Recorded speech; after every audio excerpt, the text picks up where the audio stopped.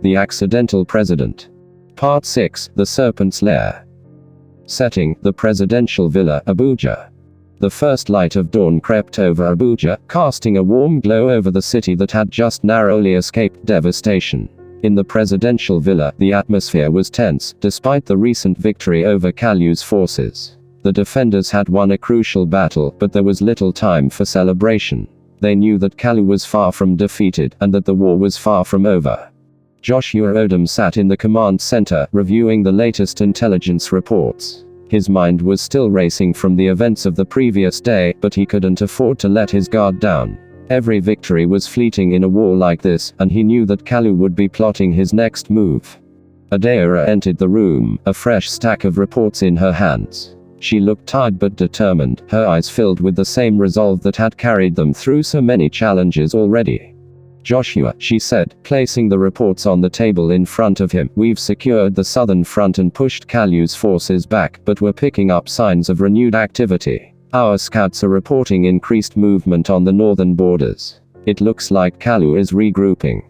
Joshua frowned, his mind already working through the implications. He's not wasting any time. He knows he's running out of options, so he's going to strike fast and hard. We need to figure out what he's planning. Adayara nodded. "Our intelligence teams are working on it, but Kalu's been careful. He's keeping his movements discreet, and we've had trouble intercepting reliable communications. It's possible he's preparing for something big."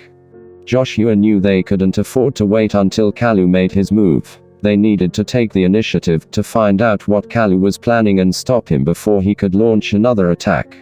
"Where are we vulnerable?" Joshua asked, his voice calm but urgent.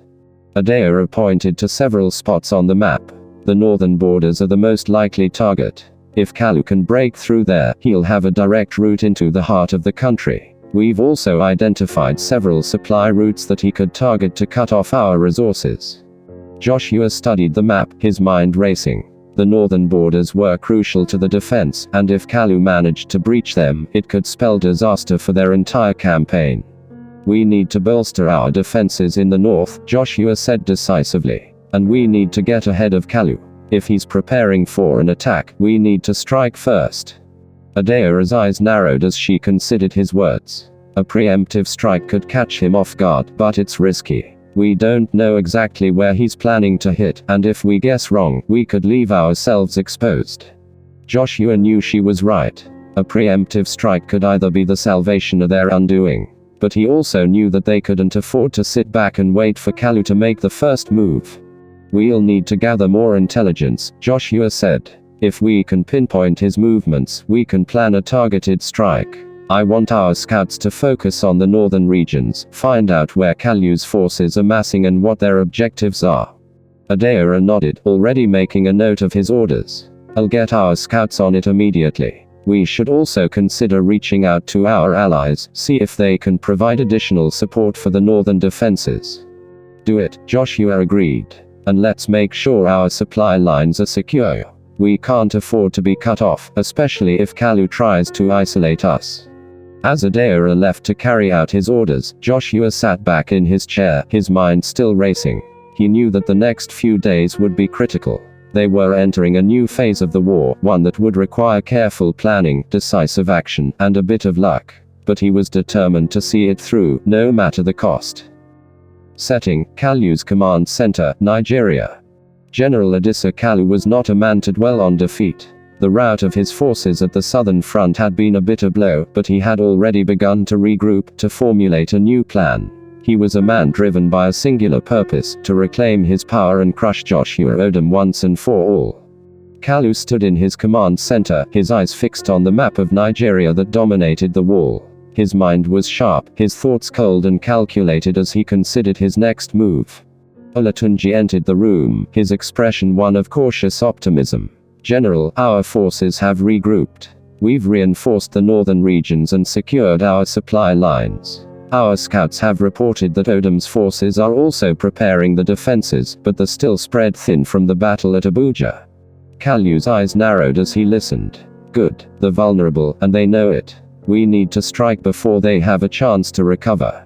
Olatunji nodded. We've identified several key targets in the north, supply depots, communication hubs, and strategic outposts. If we can take them out, we'll weaken Odom's ability to defend the region. Kalu considered this, his mind racing with possibilities. The northern regions were crucial to both sides, and whoever controlled them would have a significant advantage in the war. We'll launch a coordinated assault, Kalu said, his voice cold and determined. Hit them hard and fast, before they have a chance to respond. We'll target the supply lines first, cut them off from the resources, and they'll be forced to retreat. Olatunji hesitated for a moment before speaking. General, there's something else. Our scouts have reported unusual activity near the border. It's possible that Odom is planning a preemptive strike. Kalu's eyes flashed with anger. He's desperate. He knows he can't win in a prolonged fight, so he's trying to catch us off guard. But he won't succeed. We'll be ready for him. Olatunji nodded, sensing Kalu's resolve. What are your orders, General? Kalu turned back to the map, his mind already working through the details of his plan. We'll use his desperation against him. Let him think he has the upper hand, and then we'll strike when he least expects it. Prepare our forces for a full-scale assault on the northern regions. We'll crush Odom and his allies once and for all. As Olatunji moved to carry out the orders, Kalu's eyes gleamed with cold determination. He had been pushed to the brink, but he was not defeated. He would find a way to turn the tide of the war, to reclaim his power and destroy anyone who stood in his way. This isn't over, Kalu muttered to himself. Not by a long shot. Setting, the northern borders, Nigeria. The northern regions of Nigeria were a rugged, inhospitable landscape, dotted with small villages, dense forests, and mountain ranges. It was a region that had seen its share of conflict, and now it was about to become the battleground for the next phase of the war. Joshua Odom arrived at the northern command post, a fortified outpost nestled in the foothills of the mountains. The air was crisp and cool, the terrain rugged and difficult to navigate. It was the kind of terrain that favored the defenders, but it was also a region that was difficult to reinforce and resupply. As Joshua stepped out of the helicopter, he was greeted by the local commander, Major Nnamdi Okoye, a seasoned officer who had fought in some of the toughest battles of the war. Mr. President, Nnamdi said, saluting sharply. Welcome to the north. We've been preparing for your arrival. Joshua returned the salute, his eyes scanning the surrounding landscape. Thank you, Major. How are the defenses holding up? Nnamdi's expression was serious. We've reinforced our positions and secured the supply routes, but we're spread thin. The terrain works in our favor, but it also makes it difficult to move troops and supplies quickly. If Kalu decides to attack, it won't be easy to hold them off. Joshua nodded, understanding the challenges they faced. We need to be ready for anything, Major. Kalu's forces are regrouping, and they could strike at any moment. We need to make sure our defenses are strong and that we're prepared to respond quickly. Nnamdi led Joshua into the command post, where a large map of the northern region was spread out on a table. The map was marked with the positions of both friendly and enemy forces, as well as key strategic points that were crucial to the defense of the region. We've identified several key areas that Kalu might target, Nnamdi said, pointing to the map. These supply depots and communication hubs are vital to our operations. If we lose them, it'll be difficult to maintain our defenses. Joshua studied the map, his mind racing. We need to fortify these positions and ensure that they're well defended. But we also need to be ready to strike back. If Kalu's forces move in, we need to hit them hard and fast, before they have a chance to dig in. Nnamdi nodded in agreement. We've already begun preparations for a counteroffensive. If Kalu's forces move on us, we'll be ready to push them back. Joshua appreciated the Major's confidence, but he knew that the situation was precarious. The northern regions were a critical battleground, and if they lost control here, it would be a devastating blow to the campaign. Joshua knew that Kalu would throw everything he had into this fight. He couldn't afford to lose the north, not if they wanted to win the war. Joshua took a deep breath, trying to shake off the weight of the looming battle. Major Okoye, let's go over the details. I want to know our exact troop numbers, the strength of our defenses, and where we can improve. We have to be ready for anything. Over the next several hours, Joshua and Major Okoye pored over maps, troop deployments, and intelligence reports. The northern outpost was indeed well fortified, but they were stretched thin. The mountainous terrain provided natural defenses, but it also posed significant challenges for communication and resupply. Joshua knew they would need to be creative in the strategies if they were to hold the region. As the day wore on, they received more reports from scouts in the field. The movements of Kalu's forces were becoming clearer, and it was evident that an assault was imminent. Kalu's troops were massing just beyond the border, the numbers growing steadily. Joshua felt the tension in the air, a palpable sense of anticipation that was shared by everyone in the command post. "We've confirmed that Kalu's main force is about 30 miles north of here," a scout reported, pointing to a cluster of markers on the map. "They've been moving under cover of darkness, trying to stay off our radar, but we've managed to track the movements. They're positioning themselves for an attack, likely within the next 48 hours. Joshua nodded, absorbing the information. "We need to strike before they're fully prepared. If we hit them while they're still mobilizing, we can disrupt the plans and gain the upper hand. Major, prepare a strike force. We'll launch a coordinated attack at dawn." Major Okoye saluted sharply. "Understood, sir. We'll hit them hard and fast." Joshua watched as the preparations were set in motion. The tension in the command post was thick, but there was also a sense of resolve. They knew what they had to do, and they were ready to do it. Setting: Kalu's forward base, northern Nigeria. In a hidden valley surrounded by steep cliffs and dense forest, General Adisa Kalu's forces were gathering in preparation for the coming assault. The camp buzzed with activity as soldiers prepared the weapons, loaded ammunition, and conducted last-minute checks on their equipment. There was a grim determination in the air, a sense that this battle would be the one to finally turn the tide in the favor. Kalu stood in the center of the camp, his eyes scanning the horizon. His forces were strong, bolstered by reinforcements from loyalist factions across the country. He knew that Joshua Odom and his allies were formidable opponents, but he also knew that they were vulnerable. The northern regions were key to the defense, and if Kalu could take them, he would have a direct path to the capital. Olatunji approached, his expression one of cautious optimism. "General, our scouts report that Odom's forces are dug in, but they're spread thin. They're expecting us to attack, but they don't know when or where. We still have the element of surprise." Kalu's lips curled into a cold smile. "Good. We'll strike at dawn, before they have a chance to regroup. We'll hit the supply depots first, then move on to the command posts. If we can sever the lines of communication and resupply, they'll crumble." Olatunji nodded, but there was a hint of concern in his eyes. "What if they launch a preemptive strike, sir? Our forces are still mobilizing. We're strong, but we're vulnerable until we're fully prepared." Kalu's expression hardened. "Let them try. If they come for us, we'll be ready. This is our moment, Olatunji. We can't afford to hesitate. We'll hit them with everything we have and show them that resistance is futile." Olatunji saluted, then moved to relay the orders. Kalu watched him go, his mind already focused on the battle to come. This was it, the decisive battle that would either secure his hold on power or end his ambitions once and for all. He was determined to ensure it is a success. Setting: the northern outpost, Nigeria. As dawn approached, the atmosphere in the northern outpost was electric with anticipation. The strike force assembled by Major Okoye was ready to move, the weapons gleaming in the early morning light. Joshua stood at the forefront, his mind clear, his resolve unshakable. This was a pivotal moment, and he knew that the outcome of this battle would shape the future of Nigeria. The plan was simple but risky, a preemptive strike on Kalu's forces before they could fully mobilize. It was a gamble, but one that could pay off if executed correctly. The goal was to hit Kalu's supply lines and communication hubs, throwing his forces into disarray and forcing them to retreat. "Remember, speed and surprise are our greatest assets," Joshua said, addressing the troops before they moved out.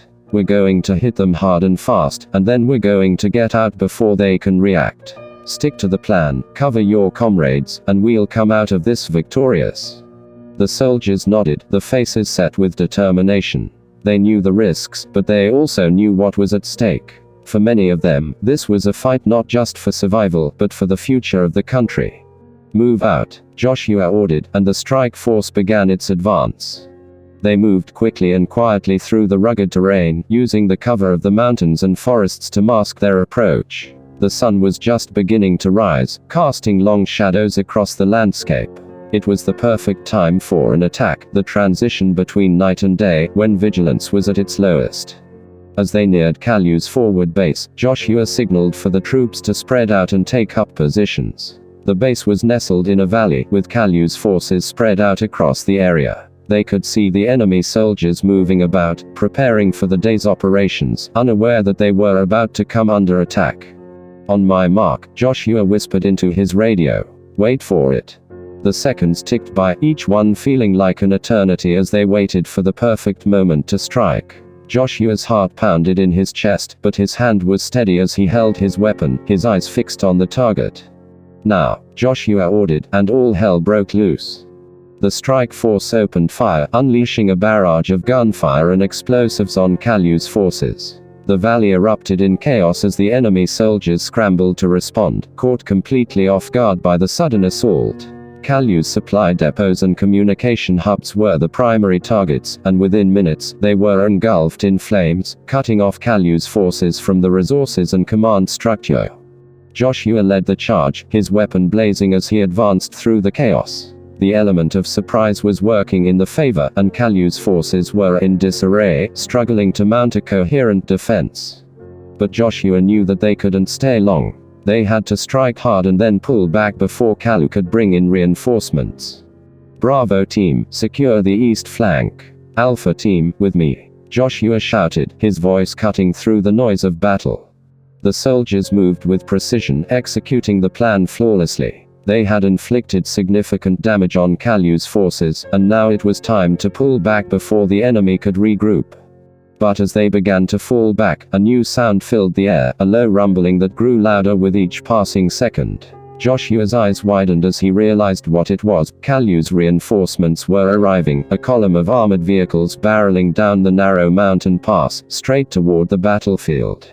"We need to move, now," Joshua shouted into his radio. "All units, fall back." The strike force began to retreat, but the terrain was difficult, and the enemy was closing in fast. Joshua knew that they were in danger of being cut off. They had to reach the extraction point before Kalu's reinforcements could pin them down. "Keep moving," Joshua urged, his voice filled with urgency. "We're almost there." But the enemy was relentless, and the situation was growing more desperate by the second. The narrow mountain pass, once an advantage, had become a deadly trap. The soldiers fought fiercely as they retreated, but it was clear that they were in danger of being overrun. Joshua could feel the noose tightening around them. They had succeeded in the mission, but now they had to get out alive. "Major Okoye, we need air support, now," Joshua called into his radio. "We're pinned down and need an immediate extraction." "Roger that, Mr. President. Air support is on its way, ETA 3 minutes, Major Okoye's voice crackled over the radio. 3 minutes felt like a lifetime as Joshua and his men continued the desperate retreat. The sounds of battle were deafening, the enemy closing in on all sides. But Joshua refused to give up. He had led his men into this fight, and he was determined to get them out. The minutes ticked by, each one filled with the roar of gunfire and the shouts of soldiers. And then, just as it seemed they couldn't hold out any longer, the sound of approaching helicopters filled the air. The strike force looked up as attack helicopters swooped in, the rotors slicing through the air as they unleashed a devastating barrage of rockets and machine gun fire on the advancing enemy forces. The explosions lit up the sky, shaking the ground and throwing Kalu's troops into further disarray.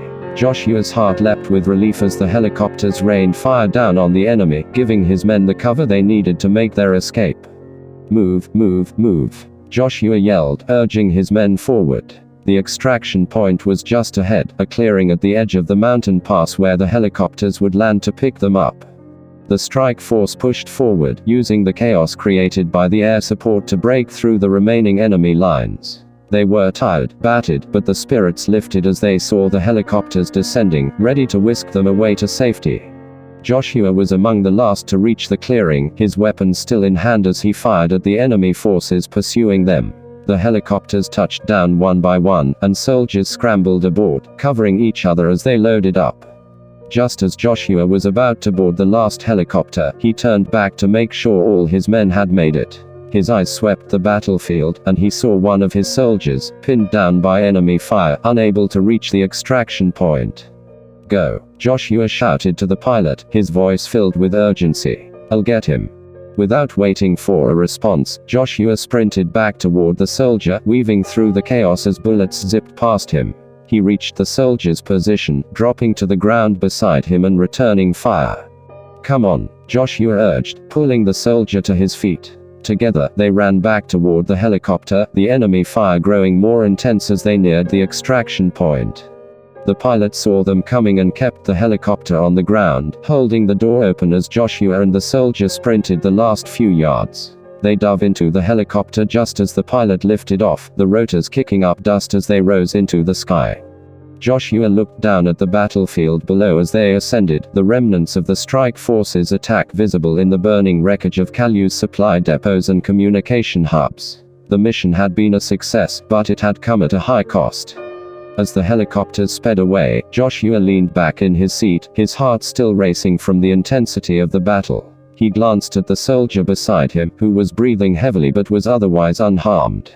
"Thank you, sir," the soldier said, his voice filled with gratitude. Joshua nodded, too exhausted to respond. He knew that they had won a significant victory today, but the war was far from over. Kalu would be furious, and he would undoubtedly retaliate. They had struck a blow, but now they needed to prepare for the inevitable counterattack. Setting: Kalu's command center, Nigeria. General Adisa Kalu was seething with rage as he watched the aftermath of the battle unfold on the monitors in his command center. His forces had been caught off guard, the supply lines devastated, and the communication hubs destroyed. It was a humiliating defeat, and Kalu knew that it was only a matter of time before Joshua Odom exploited the situation. "Olatunji," Kalu bellowed, his voice echoing through the command center.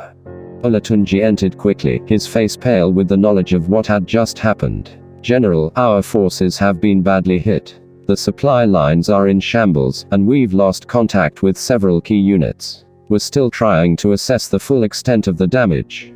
Kalu slammed his fist down on the table, the sound reverberating through the room. "This was supposed to be our moment of triumph, and instead, we've been humiliated. How could this happen?"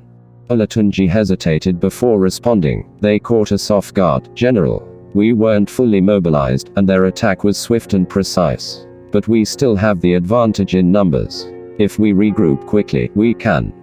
"Enough," Kalu snapped, cutting him off. "We can't afford to regroup, we need to strike back immediately. Odom's forces are vulnerable now. They'll be licking the wounds from that attack. We need to hit them before they have a chance to recover." Olatunji nodded, though he still looked uneasy. "What are your orders, General?" Kalu's eyes burned with fury as he spoke. "Prepare the remaining forces for a full-scale assault on the northern positions.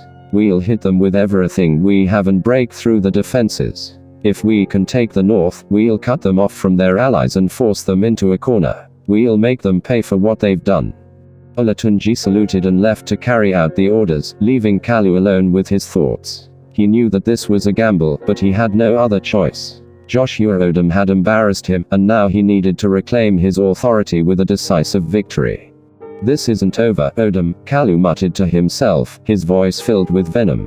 "You may have won a battle, but I will win this war." Setting: the presidential villa, Abuja. Joshua Odom returned to the presidential villa exhausted but determined. The strike had been a success, but the war was far from over. He knew Kalu wouldn't sit idly by after such a blow, the general would be plotting his revenge, and Joshua needed to be ready.